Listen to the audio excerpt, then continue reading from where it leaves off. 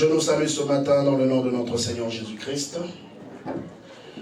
Nous sommes en train de parler depuis 2 dimanches de la place de l'adoration dans la percée. Amen. La place de l'adoration dans la percée. Depuis le début de cette année, nous sommes en train de parler de la percée. Ce qui est au fait le mot d'ordre, la pensée du Seigneur pour nous en cette année 2023. Et la deuxième étape à comprendre, qui est vraiment, je peux dire, la plus importante, c'est que tout celui qui est appelé à percer doit comprendre aussi la place que l'adoration doit occuper dans sa marche. Et celui qui comprend la place de l'adoration comprend le reste. Et nous avons vu que celui qui adore entre dans le secret de Dieu. Un bon adorateur devient automatiquement un bon intercesseur. Parce que celui qui sait adorer découvre le cœur de Dieu. Et la Bible dit, la volonté de Dieu est que tous soient sauvés. Et quand tu découvres le cœur de Dieu, tu comprends que la pensée initiale de Dieu, c'est de sauver l'humanité. Et automatiquement, tu te transformes aussi non seulement en adorateur, tu deviens automatiquement un intercesseur. Un intercesseur parce que tu sais comment prier maintenant pour les personnes que Dieu est sur le point de sauver. Baisse juste le volume un tout petit peu. Tu sais prier pour les personnes que Dieu est sur le point de sauver pour son œuvre. Et bien aimé, ne vous en faites pas. Le Seigneur ne restera jamais tranquille. Le Seigneur ne sera jamais content de voir que dans son humanité, il y a des hommes qui meurent sans pour autant le connaître. Imaginez-vous, pour la seule et unique fois que Dieu a laissé son trône. La Bible dit qu'il a tant aimé le monde que non seulement son amour était débordant, mais le Seigneur a décidé de donner une partie de lui-même à l'humanité pour le salut de cette humanité-là. Et la Bible dit que tous ceux qui croient à l'œuvre accomplie par Christ à la croix, automatiquement reçoivent le pouvoir de devenir enfants de Dieu, non nés selon la chair et le sang, mais nés selon l'esprit. Et deviennent automatiquement ce qu'on peut appeler enfants des dieux. Et marche avec la puissance et l'autorité de Dieu sur la terre. Voilà pourquoi tout celui qui a été racheté, si tu n'es pas encore racheté, bien-aimé, oui, l'occasion t'est donnée ce matin de comprendre que la place de l'adoration n'est pas faite pour tout le monde. J'ai dit l'autre fois ici que tout le monde sur la terre est un adorateur. Mais tout le monde n'adore pas la même chose. Ou n'adore pas la même personne. Il y en a qui sont adorateurs d'autres choses. Il y en a qui adorent les statues. Il y en a qui adorent les habits. Il y en a qui adorent l'argent. Il y en a qui adorent les ancêtres. Il y en a qui adorent je ne sais. Il y a tellement plusieurs types d'idoles devant qui l'homme peut fléchir son cœur et commencer à dépendre de cela. Mais la Bible nous enseigne en nous disant que toutes ces choses devant lesquelles l'homme va se prosterner, qui n'est pas la personne de Dieu, derrière ces choses se cache ce qu'on appelle un démon. Au fait, c'est un démon qui est en train d'influencer les hommes à devenir idolâtres. Simplement pourquoi? Parce que le diable sait la puissance qui se cache derrière l'adoration. Voilà pourquoi il n'aime pas que les hommes adorent. Bien aimé, il peut permettre aux hommes d'aller faire tout ce qu'ils veulent. Il peut permettre aux hommes, oui, de venir chanter. Il peut permettre aux hommes de venir occuper d'autres services dans la maison de Dieu. Mais il y a une chose que le diable combat énormément dans la vie des enfants de Dieu, c'est la vraie adoration. Voilà pourquoi Jésus, quand il a rencontré la femme samaritaine, le premier enseignement qu'il a commencé à lui donner, il dit, vous adorez ce que vous ne connaissez pas. Mais nous adorons ce que nous connaissons. Il est important de comprendre que je ne peux pas adorer un Dieu avec qui je ne suis pas en relation. Amen. Amen. Tu ne peux pas adorer un Dieu avec qui tu n'es pas en relation. N'adore pas un Dieu de ton père. N'adore pas un Dieu de ta mère. N'adore pas un Dieu de ton église. Adore le Dieu que tu as eu à rencontrer un jour dans ta propre vie. Et c'est ça qui fait toute une différence. Et ici, Jésus était en train d'introduire cette femme à une relation. Au fait, le principe de l'adoration est basé sur la relation. Tu ne peux pas adorer Dieu sans pour autant avoir une relation avec lui. Parce que qu'est-ce que tu vas lui dire? Quel amour tu vas lui exprimer parce que tu ne le connais pas. Et cette femme avait une forme de religiosité. Nos pères ont adoré ici. Et vous dites qu'il faut adorer à Jérusalem. Au fait, elle, l'adoration était encore un objet, je peux dire, dépendait encore des endroits physiques. Et c'est sur ça qu'elle basait sa relation avec Dieu. Donc aujourd'hui, si je ne me retrouve pas le matin à l'église temple de Dieu, hein, je donne un exemple comme ça, même si j'adore à la maison, parce que j'ai été empêché d'aller physiquement là, Dieu ne va pas m'écouter. Est-ce que c'est vrai? Et cette femme était dans cette forme de philosophie. Elle pensait que Dieu, pour le trouver, il fallait simplement avoir un endroit spécifique. Mais Jésus lui a donné un enseignement qui a bouleversé son existence. Jésus lui a dit, ce n'est plus le temps des endroits physiques. Ce n'est plus le temps d'aller à Jérusalem. Comme on peut te dire que celui qui n'est jamais allé à Jérusalem ne connaît pas Dieu. Voilà pourquoi aujourd'hui, on va voir des pèlerinages où tout le monde veut aller à Jérusalem. Et celui qui n'a pas l'argent pour payer les billets, qui habite dans un village, au fin fond du village, pensez-vous que s'il croit au Seigneur Jésus-Christ et qu'il meurt sans être allé à Jérusalem, n'ira-t-il pas au ciel? Oh, il faut aller à Jérusalem pour comprendre certains mystères. Bien aimé, ce n'est plus question de Jérusalem. Au fait, je vais aller à Jérusalem pour juste voir là où l'histoire s'est passée. Mais Dieu est esprit. Amen. La Bible dit qu'il faut que ceux qui l'adorent en esprit et en vérité. Si simple que ça. Il n'y a pas de formule. Oh, il faut nécessairement aller. Non, il n'y a pas un endroit. Dieu se trouve dans ton cœur. Bien aimé, si tu n'as pas rencontré Dieu dans ton cœur, le Dieu physique que tu rencontres, c'est un démon. Amen. Je te dis la vérité. Si tu n'as pas rencontré Dieu dans ton cœur, ce que tu rencontreras physiquement, en tout cas, c'est le petit frère de Satan. Ce n'est pas le Jésus que la Bible nous a enseigné. Et Jésus lui a dit, il n'est plus question des endroits. Dieu a déjà déménagé. Mais Dieu a trouvé un lieu. Vous savez, un jour, un homme est venu vers Jésus. Il dit, Maître, j'aimerais te suivre. J'ai aimé la réponse de Jésus. Il a dit, le renard en des tanières. N'est-ce pas? Et il avait dit encore, lecteur de la Bible. Hein? Ah! Micro.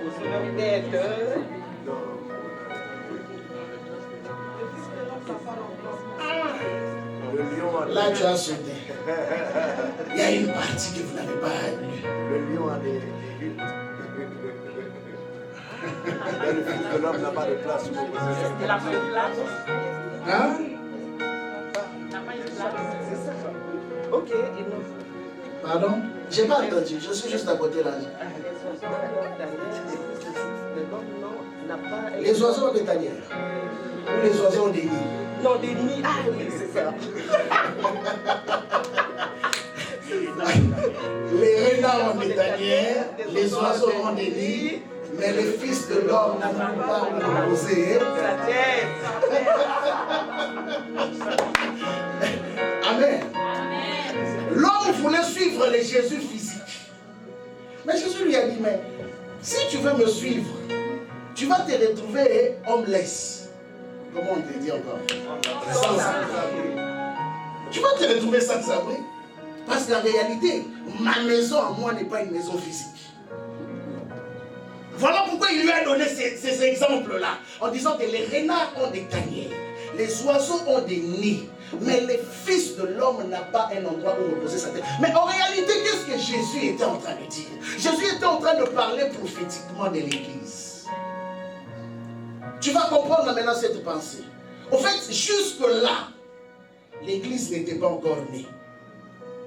Et le Fils de l'homme ne pouvait pas reposer sa tête. Voilà pourquoi il travaillait encore. Bien aimé, Le jour où le Fils de l'homme a pu retrouver l'endroit où reposait sa tête, il est parti. Vous savez comment on appelle Jésus? Il est la tête de l'église, non?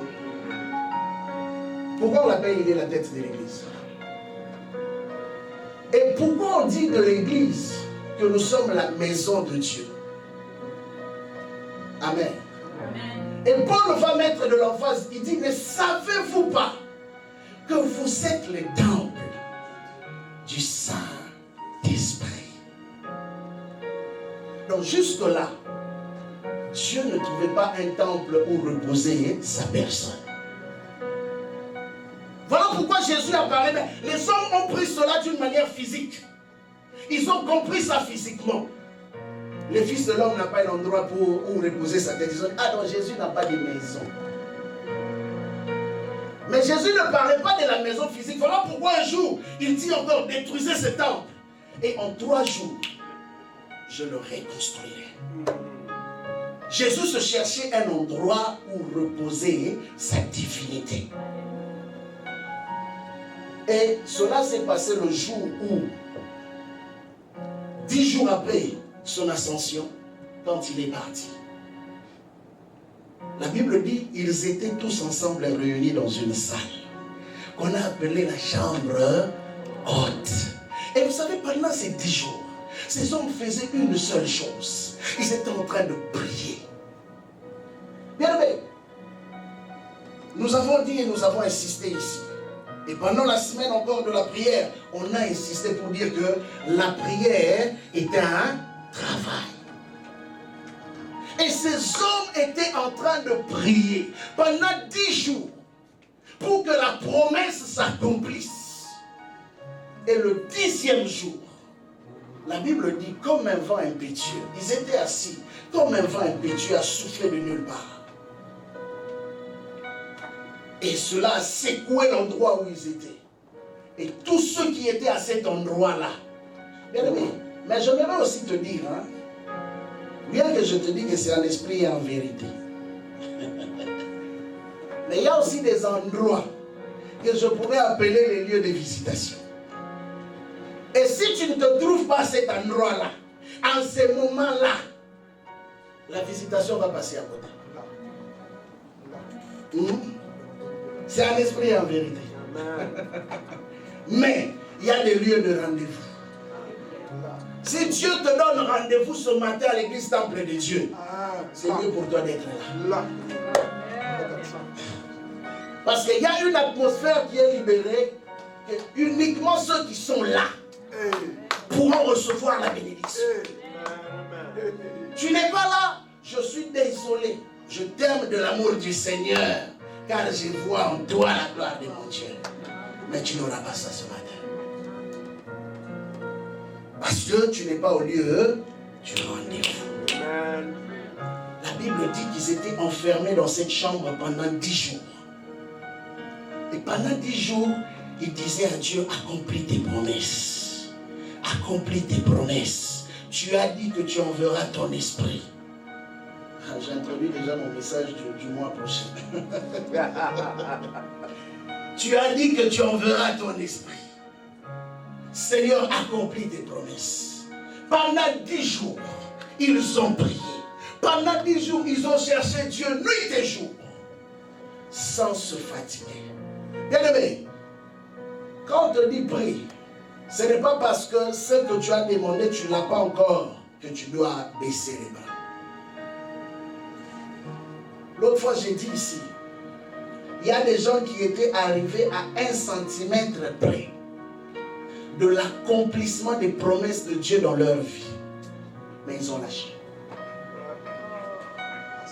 Ils ont lâché parce qu'ils se sont dit, mais depuis que j'ai commencé à m'investir, je ne vois rien. Bien aimé, dans le domaine de la foi, il arrive des moments où tu ne vois réellement rien. C'est pourquoi on parle de la foi. Sinon, ça ne va pas être la foi. Ne pense pas que tous les jours, quand on prie, Dieu nous ouvre les yeux. Il y a des moments où tu entres en prière, tu pries, tu sors. Silence radio. Mais en réalité, même le silence de Dieu est un langage. Mais il y en a qui se disent, Dieu est trop silencieux. Puisqu'il est trop silencieux, j'aimerais aller chercher là où il y a du bruit. Toi qui aimes le bruit. Je peux te dire, vous savez les hommes les plus spirituels de la terre, ils habitent où? Dans les monastères. Vous savez pourquoi ils aiment rester dans les lieux où il n'y a pas d'hommes? Parce que là où il y a le silence, on peut élever son esprit plus facilement. Là où il y a le silence, on peut capter les ondes plus facilement. Voilà pourquoi Jésus, quand il finissait avec les hommes le jour, la nuit, il allait rester seul. Et pendant qu'il restait seul, il passait son temps avec son Père. Et les hommes n'arrivaient pas à comprendre. Qui est cet homme? Il parle au vent et le vent lui obéit. Non, bien-aimé, ce n'est pas que simplement parce qu'il a parlé au vent. Écoutez, il y a eu un mystère qui s'est passé dans la Bible. Vous savez, quand Moïse lui-même raconte son histoire dans Exode, Moïse, il y a un secret que Moïse ne nous a pas dit. Vous connaissez ça? Mais je peux te dire que tu connais ça. Moïse nous raconte justement que le peuple d'Israël a contesté contre lui. Et Dieu lui a dit, pourquoi ce cri? Lève ton bâton, n'est-ce pas? Et quand il a levé son bâton, la mer s'est fendue en deux, n'est-ce pas? Mais écoutez maintenant, celui qui est venu après lui est venu nous donner un secret que Moïse ne nous a pas révélé. C'est que Moïse t'avait caché. Il dit ceci. Au fait, en réalité, quand le peuple d'Israël s'est présenté devant la mer Rouge, la mer Rouge n'a pas vu Israël. La mer Rouge a vu devant Israël son créateur.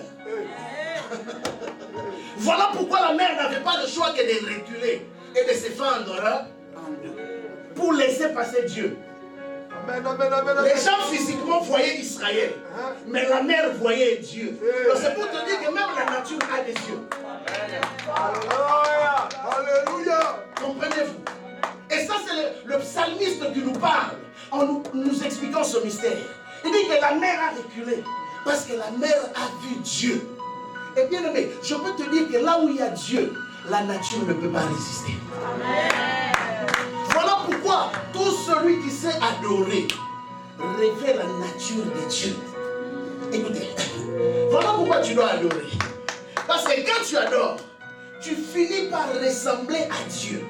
Et tout celui qui ressemble à Dieu n'a pas le choix que de soumettre la nature à la volonté de Dieu. C'est ce qui se passe. Voilà pourquoi les hommes ordinaires sont devenus des hommes extraordinaires.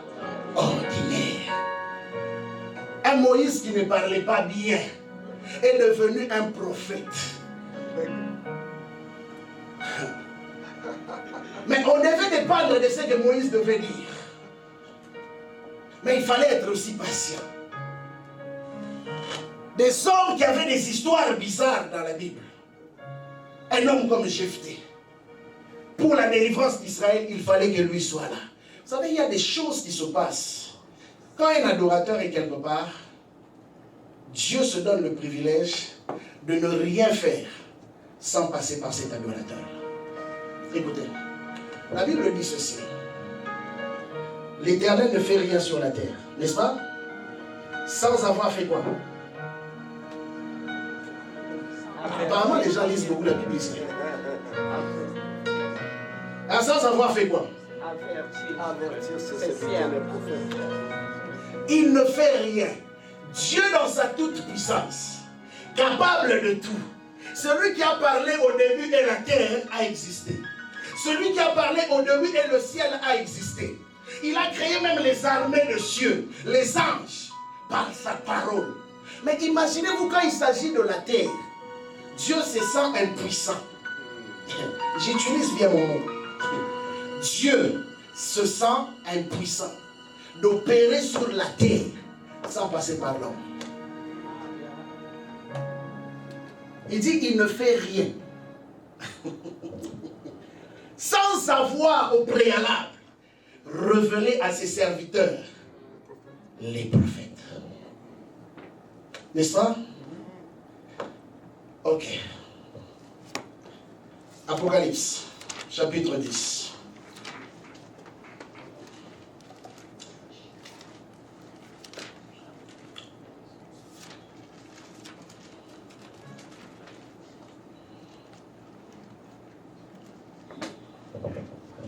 Apocalypse, excusez, 19, 19, 10. Maintenant, tu vas comprendre pourquoi il faut adorer.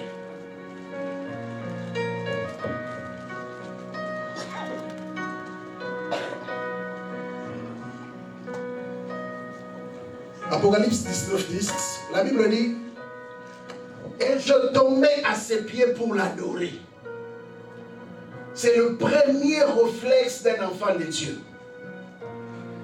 Pourquoi il tombait à terre pour l'adorer, à ses pieds pour l'adorer?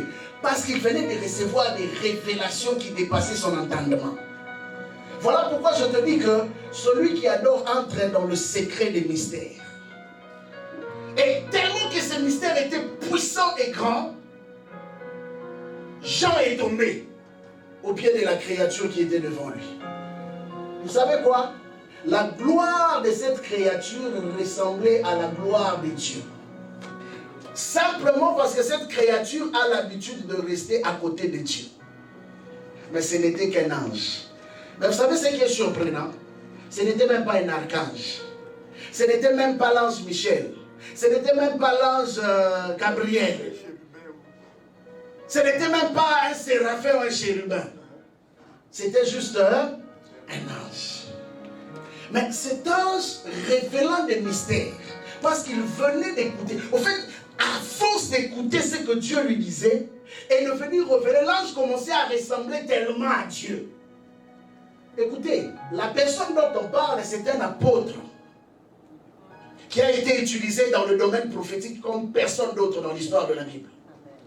Mais écoutez, cet homme savait reconnaître Jésus, parce qu'il avait vu Jésus en vision dans la gloire. Mais ce jour-là, il a confondu Jésus avec un ange. C'est pourquoi je te dis, si tu commences à t'exercer dans l'adoration, bien aimé, il est arrivé un jour où on a dit de Paul qu'il était un Dieu.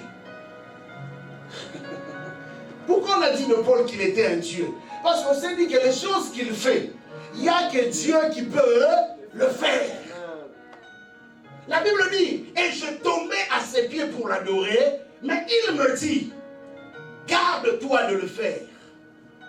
Un vrai ange n'accepte pas l'adoration. L'adoration est le seul domaine qui est réservé à Dieu. C'est pourquoi toi, parent, j'ouvre une parenthèse. Toi qui aimes dire à tes enfants, je t'adore, tu es un idolâtre. Tu vas me dire, oh non, c'est en français. Tu es un idolâtre. En français. Parce que l'adoration n'est réservée qu'à Dieu. Et à Dieu seul. Même les anges n'ont pas droit à l'adoration. C'est pourquoi ça m'étonne, il y a des gens qui prient les anges Michael, les anges Gabriel. Depuis quand on peut prier les créatures?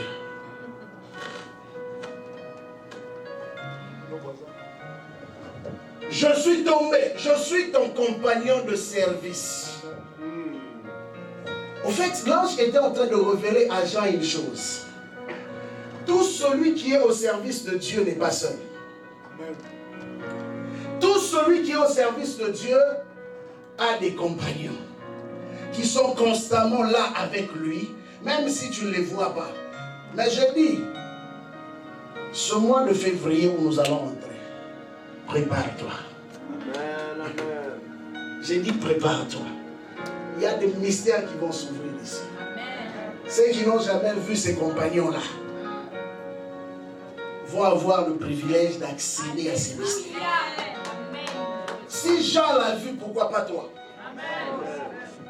La Bible dit, on a lu ici toute la semaine, Élie était un homme de même nature. C'est un verset que tu aimes bien. Mais dans sa même nature-là, lui, il a vu les anges. Dans sa même nature, il a vu la gloire de Dieu. Mais toi, dans la même nature, tu vois quoi? Ok, je continue. Je suis ton compagnon de service et celui de tes frères qui ont le témoignage de qui? De Jésus. Écoutez maintenant l'exhortation de l'ange à Jean.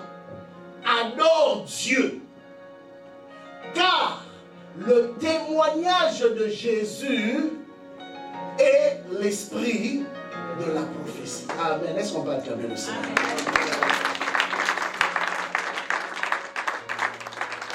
L'ange exhorte l'apôtre. Il dit, s'il y a une personne que tu dois adorer, c'est Dieu et Dieu seul. À part lui, n'adore personne d'autre. Pourquoi?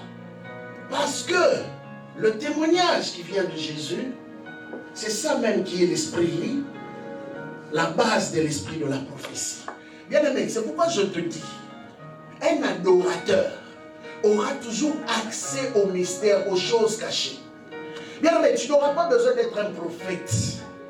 Tu n'auras pas besoin d'avoir de foi un don spécifique. Vous savez, un homme de Dieu, on lui a posé la question un jour, il dit, mais finalement, quel don tu as?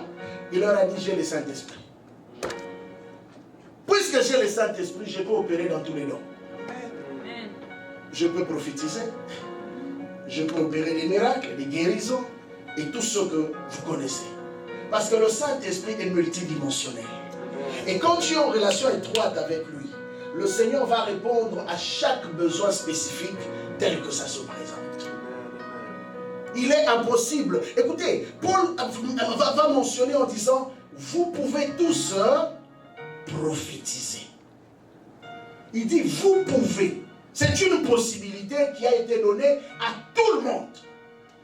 Mais vous allez constater qu'il y en a quelques-uns qui arrivent à recevoir la pensée divine, mais il y en a d'autres, malheureusement, qui n'arrivent pas. Simplement pourquoi? Je te donne le secret aujourd'hui. Parce que plusieurs ne sont pas des adorateurs. Plusieurs adorent autre chose. Il y en a qui sont idoles de leur travail. Il y en a qui sont idoles de leur femme. Il y en a qui sont idoles de leur mari. Il y en a qui sont idoles de leurs enfants. Et ils oublient que Dieu doit passer en premier d'abord. Bien aimé, ta famille ne doit pas passer avant Dieu. Ton travail ne doit pas passer avant Dieu. Tu es prêt à te sacrifier pour ta famille, pour ton travail, pour le reste. Mais pour Dieu, tu dis, Seigneur, tu peux encore attendre.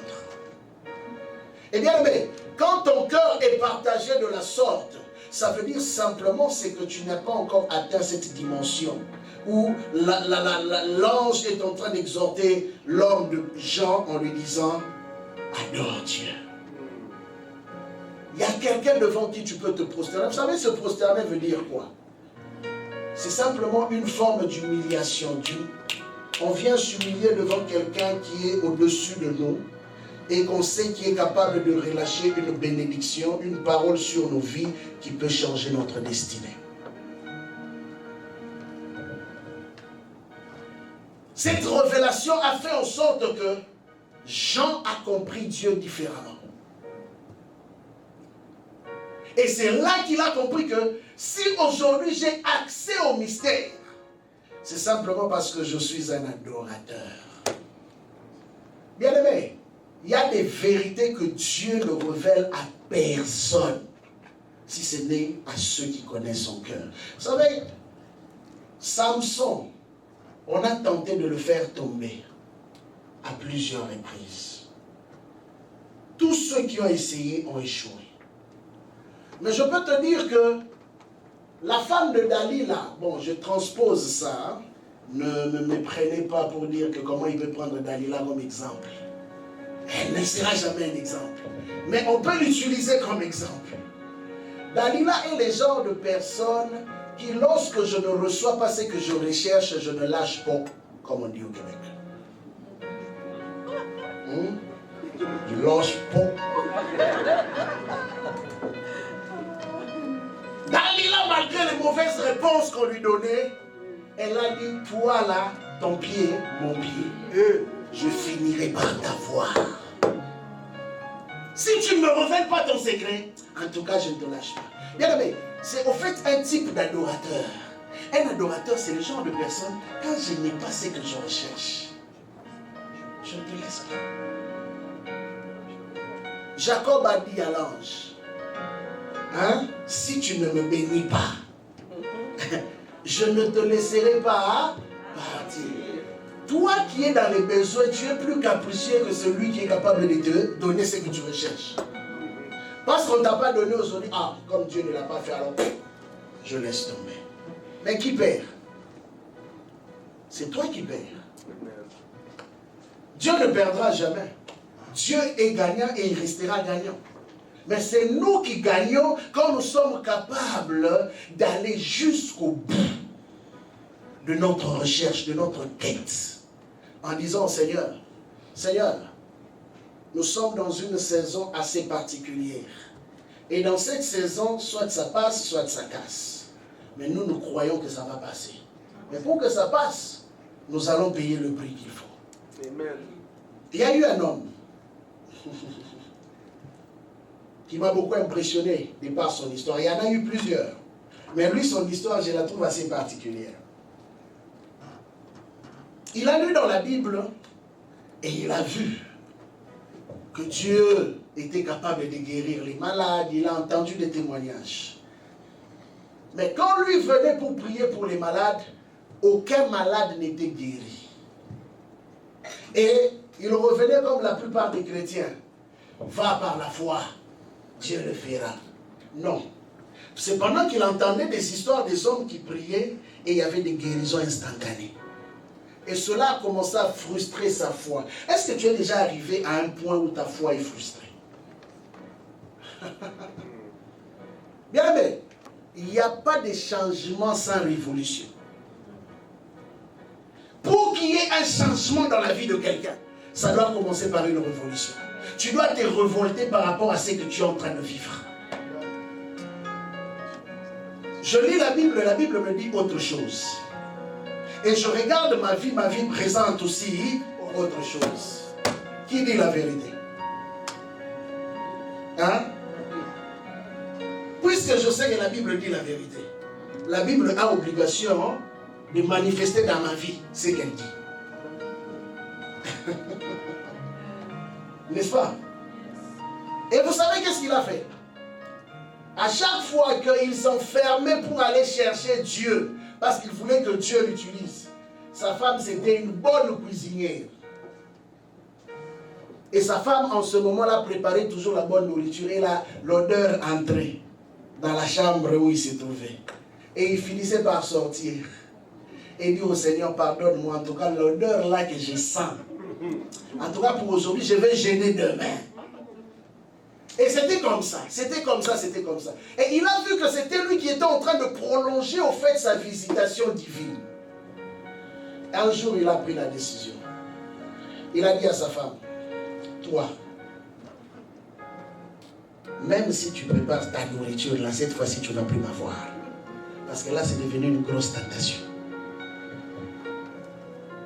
Il dit, je vais m'enfermer. Ne viens même pas m'ouvrir, même si tu m'entends crier, ne viens pas me chercher. Il a dit, j'ai pris la clé. Je l'ai jetée. Là où je l'ai jetée, je ne savais pas. Je me suis enfermé dans la chambre et j'ai jeté la clé. La clé est allée dans les gazons quelque part. Mais il a donné comme recommandation à sa femme, ne me cherche pas. Bien-aimé, cet homme a commencé à chercher Dieu. Et sa femme a commencé à préparer aussi. Elle s'arrangeait toujours. Il dit, à l'intérieur, mon ventre était en train de gargouiller. Envie de sortir, de lui dire, chérie, va pas chercher dans les gazons. Peut-être que tu trouveras la clé. Il dit, non, mais cette fois-ci, tu ne vas pas m'avoir. Bien-aimé, il a enduré la douleur. Il a enduré la faim. Il a enduré la souffrance. Et vous savez, en fin de compte, c'est le dernier jour que le Seigneur est venu le rencontrer. Dieu a attendu qu'il traverse toutes ces épreuves. Et le dernier jour, le Seigneur est venu le rencontrer. Et vous savez quoi? C'est le jour où sa femme est allée trouver, en faisant le jardin, c'est le jour où la femme est allée retrouver la clé dans les gazons. Et bizarrement, il appelle sa femme. Et quand il a appelé sa femme a compris qu'il venait de faire une rencontre avec Dieu. Et vous savez quand il est sorti, c'est parmi les hommes dans l'histoire du réveil que le Seigneur a eu à utiliser dans la dimension de miracle comme pas possible. Il n'y a aucun cas qu'on lui a emmené qui restait sans avoir reçu la guérison. Vous savez pourquoi? Parce qu'il a payé un prix. Son livre est d'ailleurs gratuit. Vous pouvez aller sur Internet, PDF, je vous donne le titre. Comme ça, vous pouvez aussi tricher un tout petit peu. Non, ce n'est pas de la triche. C'est gratuit. Ça s'appelle le prix à payer pour un ministère de puissance.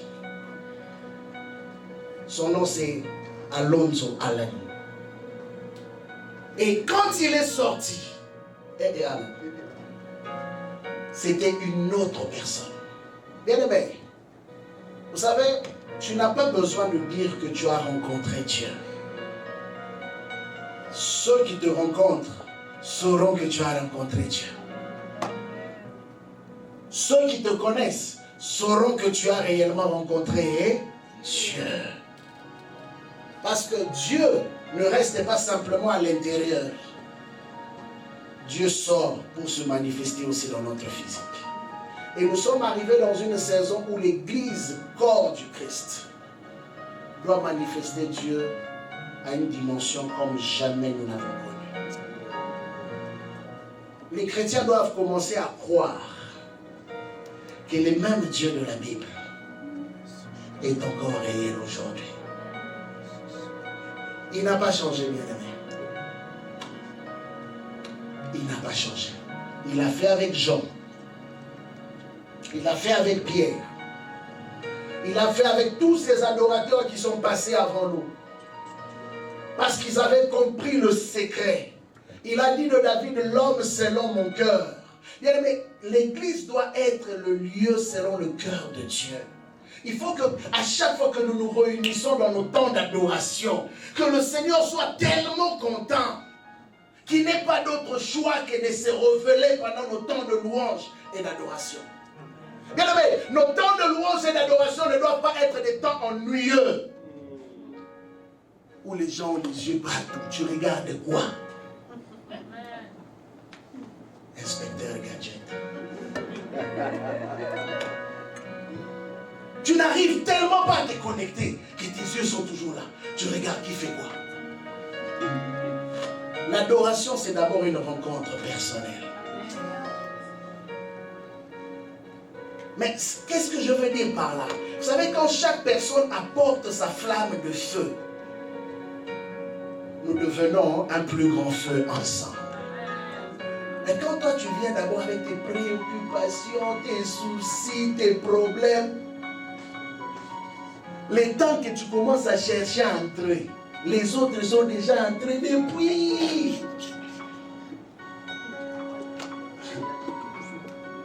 C'est des fois ça le problème. La Bible dit qu'ils étaient tous ensemble dans une même salle. Vous savez la question que je me suis posée? Une seule question. Et je vais conclure par là. J'ai dit, Seigneur, ces hommes étaient au nombre de 120. La Bible ne m'a pas dit que Pierre a reçu une portion plus que le disciple dont on n'a pas cité le nom, n'est-ce pas? Si je me trompe, corrigez-moi. La Bible dit que eux tous, dans le même endroit, ont reçu une portion de la langue de feu qui avait la même dimension. Vous savez pourquoi? Parce que eux tous n'étaient pas là pour blaguer. Eux tous étaient là pour chercher Dieu. L'une des raisons pourquoi de fois on se retrouve dans des services où la gloire de Dieu descend, il y a quelques-uns qui sentent la présence de Dieu. Il y a quelques-uns qui sont touchés, mais il y en a d'autres qui sont là. Toi tu dis je sens, toi-même tu trembles. Mais lui ne sent absolument rien. Mais tu te poses la question, mais comment il fait pour ne rien sentir? Ça veut dire simplement qu'il n'a pas prié comme vous avez prié. Je suis en train de te préparer parce que le mois prochain, ça va chauffer.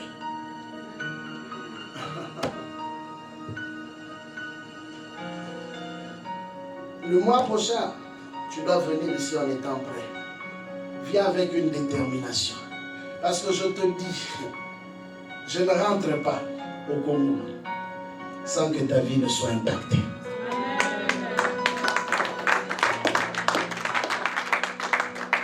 Et j'ai reçu ce mandat-là. Voilà pourquoi tout le mois prochain est consacré. Tous les prédicateurs sont en berne. Je vais faire le travail durant tout le mois. Et je sais que le Seigneur va visiter des vies. Voilà pourquoi je te dis, prépare-toi. Dans la chambre haute, ils étaient préparés. Cette parole que je te donne aujourd'hui est comme cette parole que Jésus avait dit, attendez. Mais en même temps, attendez, se cacher, soyez prêts. Ils ont commencé à se préparer parce qu'ils s'attendaient à quelque chose de grand.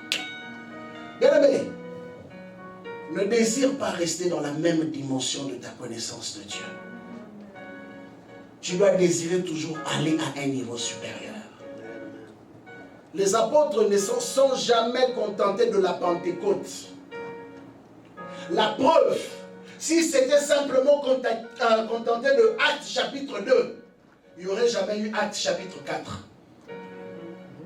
Comprenez-vous? Dans Actes chapitre 4, on dit ils ont encore prié. La salle dans laquelle ils étaient trembla. Bien aimé, vous vous imaginez la dimension de la prière. La dimension de la prière qui a fait que, imaginez qu'on est ici. Tremblement de terre dans la salle, temple de Dieu. Personne d'autre ne s'en sert pas nous. Mais la Bible dit, et ils furent tous remplis à nouveau du Saint-Esprit. Et quand ils sont sortis, la dimension est encore montée. Donc ils allaient de gloire en gloire. Oublie tes expériences d'hier. J'aimerais t'emmener à de nouvelles expériences avec Dieu. Oh, hier j'avais vu gloire à Dieu. Hier j'avais expérimenté gloire à Dieu. Dieu peut faire encore plus que ce que tu as vu. Sinon Jean n'aurait pas vu Apocalypse. Il était apôtre, il avait déjà fait des expériences, il avait déjà vu des anges. Mais Dieu l'amène encore à l'île de Patmos. Mais à l'île de Patmos, nous voyons encore les mêmes gens dans l'étonnement. Au point que, ce qui m'a toujours surpris, Jean, tu es dans la présence de Dieu. Écoutez bien, dans la présence de Dieu. Mais Jean pleure dans la présence de Dieu. Pourquoi? Parce qu'il cherchait qui pouvait ouvrir le livre et en briser le sceau. Donc Jean a compris que même dans cette dimension-là, il y avait encore une autre dimension qu'il n'avait pas encore atteint. Oh. Apocalypse, chapitre 5. Il a compris que non. Il y a une dimension que je n'ai pas encore atteinte. Mais comment? Il y a un livre qui n'a pas encore été ouvert. Il y a un mystère qui reste encore fermé. Et c'est là qu'on lui parle de l'agneau de Dieu. Du lion de la tribu de Juda. Hein? Le lion de la tribu de Juda qui a vaincu. Mais quand il regarde, la Bible dit, il voit un agneau. On parlera de ça après. On lui parle du lion. Mais quand il regarde, lui, il voit l'agneau.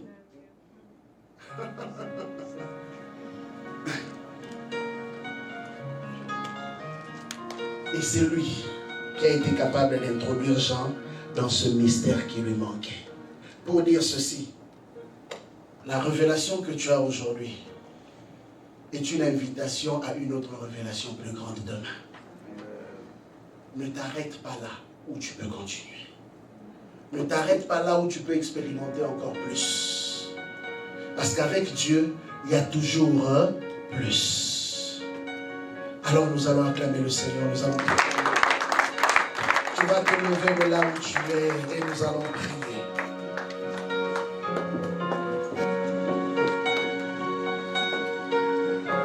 Voici l'agneau de Dieu. voici le lion de Juda, celui qui a vaincu. Tu vas commencer à prier, bien-aimé. N'attends pas que je te dise de prier. Tu vas commencer à prier. Tu vas commencer à disposer ton cœur. Tu vas commencer à dire à Dieu, Seigneur, je veux aller dans cette nouvelle dimension. Oui, dans cette nouvelle invitation que tu me lances ce matin. Seigneur, je crois que le mois qui va arriver, c'est un mois où je veux expérimenter de nouvelles choses avec toi. Yahweh, dispose mon cœur. Dispose mon cœur, dispose mon cœur, élève ta voix, prie, prie, prie. J'aimerais entendre ta voix parler à Dieu. J'aimerais entendre ta voix inviter le Seigneur. Oui, dis-lui, Seigneur, j'aimerais faire une rencontre personnelle.